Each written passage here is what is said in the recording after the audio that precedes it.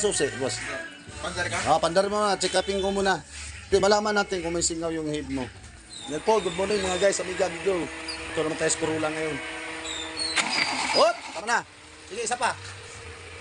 Hop, tama na. Baak talaga to, bay. Lugwak ang tubig mo. Bababa natin cylinder head. Ha? Gasket talaga. Hindi lang ako papayag gasket yan. Sasabay ko talaga ang sorties para wala tayong balikan. Kasi pag gasket lang yan, pag may singaw ang head mo, bubuluwak pa rin yan. Pagka backlas ko yan, bihira naman ang gasket lang naman. Pag nasira, halo tubig lang. Pero pagka ganyan, may pressure na yan. May hangin na, no? Galing sa piston, yung compress niya, isingaw.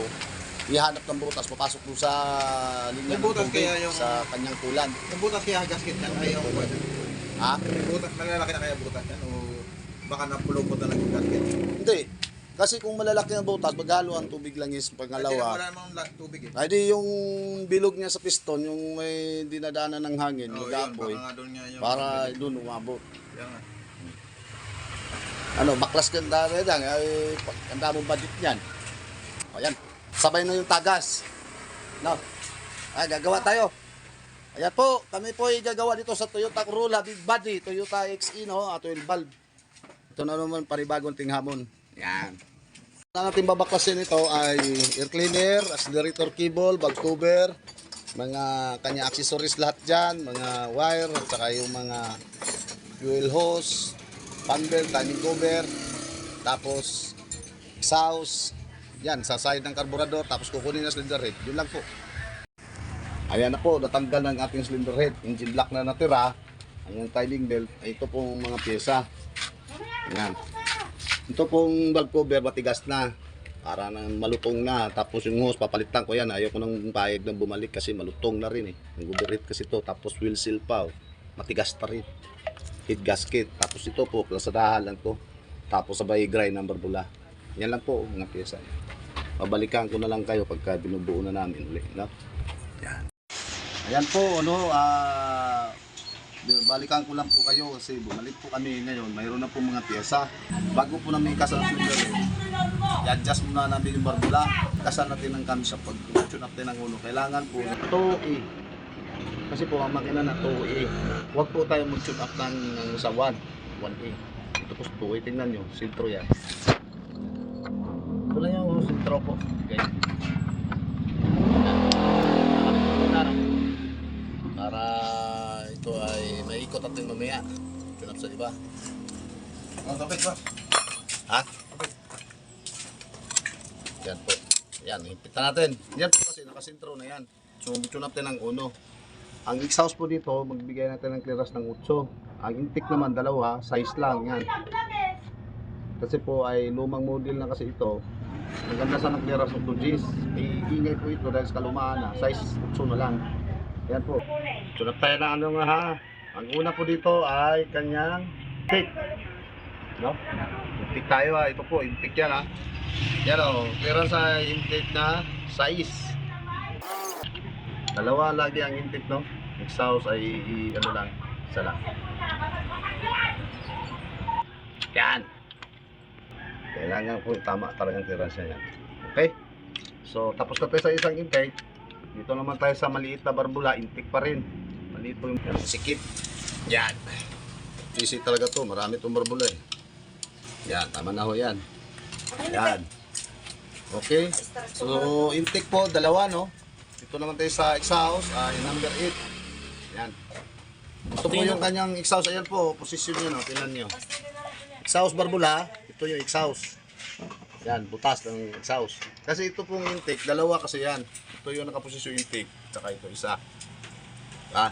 Ngayon, tutunod tayo sa exhaust. So, skip. So, hindi tayo pwede magparehas ng clearance ng size kasi po, standard kasi yan, kailangan medyo maduwag konti ang exhaust. Ayusin nyo lang ito, kalagyan ito konti kasi minsan naipit sa lock to eh. Hindi ho nagbabago yan, ibig sabihin ho yan, hindi yan nakasintro. Yan, nakasintro naman ho, yan. I-guide. Yan. Okay, pumasok siya, no? Maluwag. Kasi po, yung guma na kasi mahirap kung hindi naman yan size 8. Standard kasi nyo sa 2Gs. Okay. So ngayon pa, natapos na po ang uno. Ngayon, pagkatapos ng kinap natin, ito'y final natin ng lock para sigurado makalimutan ba. Kinap na. So adjust tayo sa trace. Dito naman tayo sa trace, no? Ngayon, ang dos ay bababa ng konti yung intake. Yan lang po ang technique yan. Kailangan ikot ito pa kanan, hindi pwede pa kaliwa, no? Yan po, pa kanan po yan. Po, bababa yung intake, no? Konti, no? Yan, o, tingnan nyo, ha? Yan, bababa ng konti yan. Yan, ito yung kamlog niya, oh. Yan. Trace to yan, sigurado yan. Tingnan yung level, oh. Nandito yung angle ng kanyang kamlog. Taas, sintro na po yan sa trace. Yan. Tayo yan, maluwag. Maluwag yung kanyang intake. Intake po yan, oh. Pangalawa, intake pa rin. O, luwag pa rin. Ito na po yung kanyang exhaust. Yan, masikip naman. Okay na dyan siya. So, i-adjust natin. Si mama nakagat ng pusa dyan. Wala. Hindi po scripted to, ha. Hindi drama. Niluwagan ko lang talaga kaninang mga nut kasi yo. Pagka tayo nagbibideo, nag-ano tinang nut sa natatagalan. Yan o, tama ho yan. Clearance. Big size. Ano siya. Tambo. Yan. Ano ka pala magsara? Exhaust. Sikip yung exhaust. Yan, 4 naman tayo. Yan, ito intake. Bababa ito intake ng konti. 4. Kanan pa rin intake. Okay, ilan ito tayo? Yun, galaw lang. 4 yan. Yan tayo, luwag na. Luwag na luwag yung kanyang intake, no? Baliktad pa nga ito. 12 pa nga ito. Intake, oh. Ito, skip. Ito, exhaust. Luwag. Kung hindi natin ikunapin yan, patay tayo dyan. Sa alala, bago na kasi clearance boss kasi nasa na kasi yung barbula mo eh. Oo, nabalsit na kasi yan, nabago. Ayun. Tapos na. Manood ka na. Kaya liga tayo dyan. Last tune up po. Sa dos na tayo. Bumaba itong trace na konti. Kanan mo. Yan, ilan ito tayo. Makita nila yan, bababa ko konti yan. Oh. Yun. Dos yan. Ito tayo sa exhaust muna, no? Sa dos. Yan. Yan po, nakaposisyon yung kamlog, oh. Exhaust. Luwag. Okay. Sa intake naman, skip. Naman, skip. Skip pagkaparehas nyo talaga. Okay. Naman, size. Skip, dalawa. Yeah. Ito naman sa kabila. Take. Okay. Tapos po, papinalan natin lahat to. Kapin natin. Baka mamaya may lumuwag. Bigay sa andar. Kailangan double-check natin.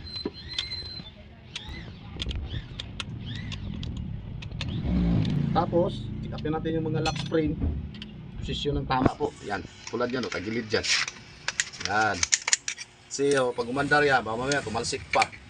Double-check lang po natin. Yan, tagilid po isa. Ito na, tagilid din. Yun. Minsan no, nakakalimutan natin yung mano. Yun, approve! Yun po, kakabit na ito no. Ibalik muna natin sa sentro ng uno. Hindi mo dyan ito eh. 2E ha. Okay. Oh, kunti. Yan, sentro na. Opo. Ayan, 2E. Hindi po 1E ha. Ayos, approve. Kakabit na namin doon. Okay. Yan po, ikakabit na namin yung head ha. Nakatiming na po ang ating sigunyal. Dito itatama sa kanyang timing cover. Yan, nakatap-filter na ito piston. Yan na po, no, nakakabit na ating cylinder head gasket. Ito pong butas ha, langis po yan.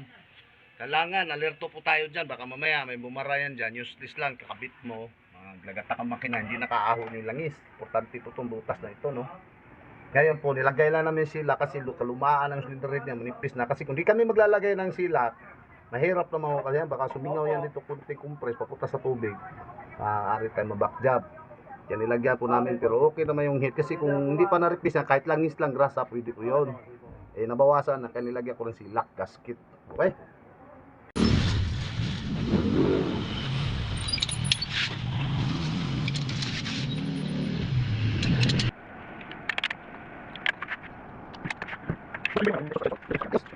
Okay, kakabit na po namin mga iba accessories ho.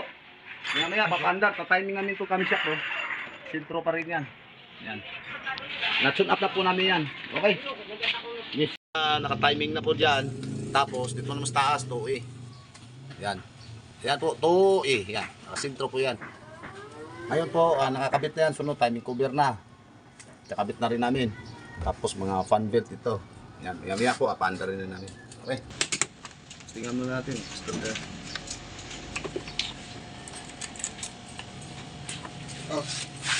Susi mo nga doon. Para sa kanyang igniter easy. On lang ko. On lang, on lang. Rikta pa eh. Rikta. Wala. Meron? Meron? Meron. Ito wala. Sa kabila, wala. Ito meron. Yan, meron. Tayo yung susunod. Ganun pala paganahin ko. Tututok mo lang. Ito ko na. Ano rin nalaman nyo paano mo rin. Nilinis na lang. Kaya natin para mahirapan yung battery. Hindi na battery eh. Ayan po, nakakabit na yung cylinder head. Timing belt, naka-timing na. Spark plug, accelerator cable, mga hose, yung mga vacuum, yung intake dito, papunta sa hydrovac. Yung hose niya, yan, nakakabit na rin yung wire, nagamit na kami ng tester. So ngayon, testing na natin ito. Magkati natin gasolina kasi para hindi mahirapan yung ating battery kasi baka mamaya mahina ng battery, rundo na rundo, hakutin pa yung gasolina papunta sa karburador.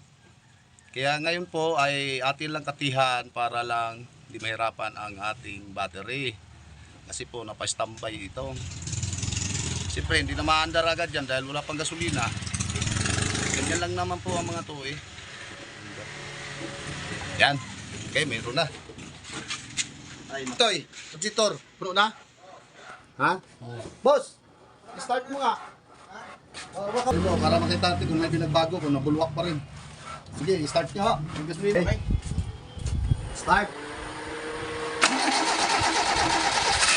Yun. Start na, wala nang bulwak. Wala lang yan. Wala yan, nakaya takay. Dati kasi pag bundo mo, bulwak ng bulwak. Diba?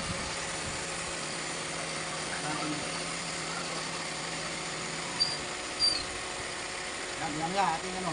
Ngayon ito, dating ng 3 buwan, chat mo ako kasi ito-call ko pa yan. Tawag doon, ano tayo, mag-tuning up ulit. Saka ito-call ko pa ulit yung calendar box mo ng gasket para kasi ang gasket yan, ano yun eh. Tapos Tagalog. Hindi, para matipit. Oo, matipit mo siya sa kalini, sa Tagalan. 3 buwan, ipitan ko ulit yan ha. Nagalaw talaga yan.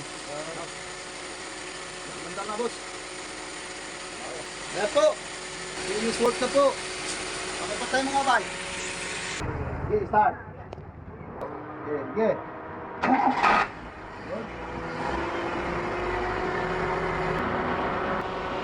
Ito mo, lakasan ko na. Kasi ikaw may gusto. Ayan po, hanggang dito na lang po ang ating video. Ayan po, ang aking alalayo. Mahiligo yan pagkatapos ng gawa punos-punas. Yan. Yan ang nakagusto ko sa kanya. Mahilig sa ganyan. Ayaw na nang marumi yung sasakyan na ginagawa namin. Yan. Ayos ba ka tayo dyan? Justin? Ha? Oo. Ano? Oo. Oo. Ayan. Ayan po, tuwan-tuwa na ako mayari ho. Kasi may gagamitin siya muli yung kanyang sasakyan. Yun po ang aming working, no? Yan. Okay. Yan, paki...